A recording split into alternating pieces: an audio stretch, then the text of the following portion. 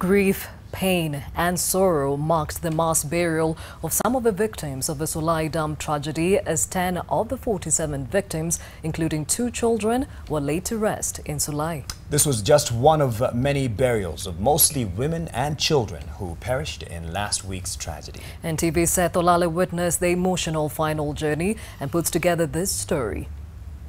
Amid muffled sobs, 25-year-old George Wanjala contemplates the task ahead, standing over what will be the final resting place of his 2 children.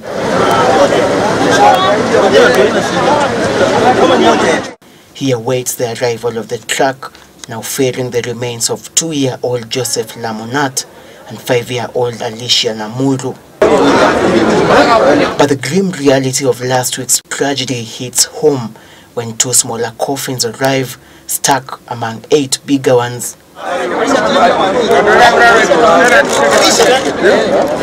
There is no time for tears or dignity in this nightmare scenario.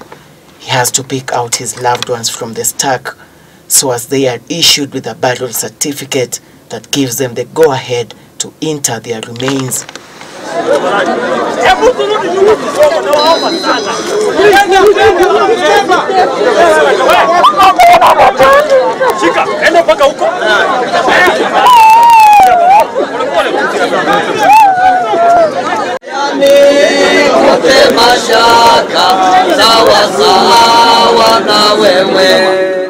It is a pain veiled under the somber hymns of a grieved crowd, gathered in a collective sense of loss. The day's preacher offers words of encouragement, but nothing really fills the void left behind by the 2 children consigned to an early grave, buried alongside 8 others.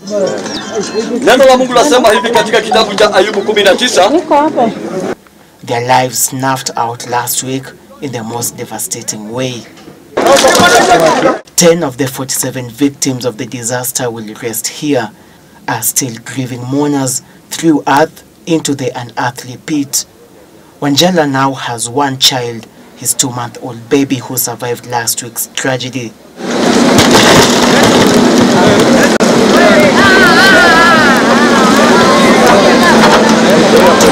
Tulikuwa na mali moja tu. Sasa tulikuwa kwa nyumba, tulikuwa mimi na bibi na hiyo watoto. Sasa imagine tukuta kwa nyumba tu. Na mimi maji nilichukua, nikaenda, bibi naye akachukua na maji yake. Kila mtu alikuwa anaenda njia yake.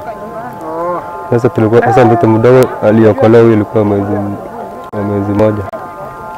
Sasa wengine wawili walienda.